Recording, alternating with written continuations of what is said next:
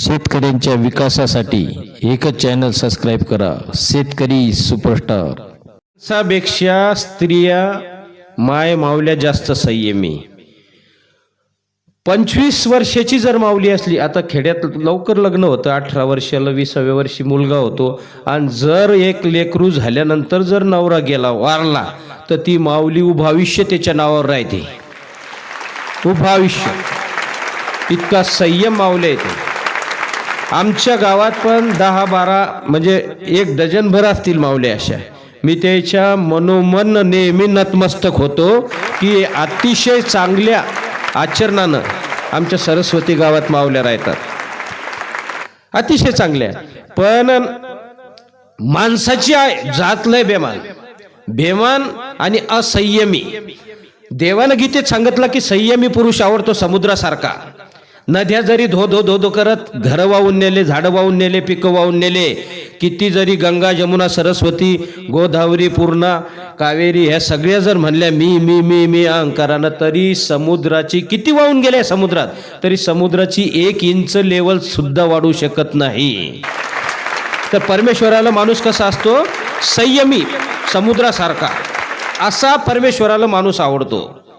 पण आपल्यातला संयम सगळं हरवला। 58-60 वर्षाचे डंगर प्याले म्या, हे शिकून उकलेले तर लगेच जमतच नाही म्हणतात। 58-60 वर्षाचे डंगरे जर एखाद्या वेळेस बायको वारली तर जे टकल्यावर 4-5 केस आहे ना, तेवढ्याला डाय हाणतील आणि म्हणतील जो बेमान थे वो चले गए। ते 2-4 केसालाच डाय हाणतील ते। आणि दातात होबाडात जे 2-4 दाड आहे त्या उपटून लगे मस्त कवळी बसून घेतील, कवळी बसून घेतील म्हणजे ती मुक्का घेताना गळून कपडे ना, पण लगे ओके कार्यक्रम करते।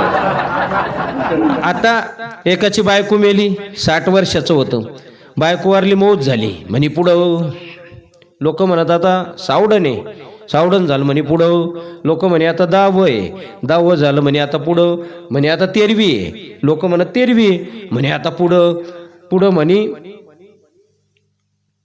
तुला सोने भाकरी घालायला, म्हणे आता पुढं, म्हणजे याच्या पुढच्याचा मेळ लावल्याशिवाय ह्यो पिठ्ठ्या राहतच नाही, अशी माणसाची बेमान जाते। संयम राहिलाच नाही। आमच्या एका जवळच्याच पाहुण्यानं 60 एकर जमीन आणि वय 60 वर्ष आलं लग्न करून आमच्या घरी।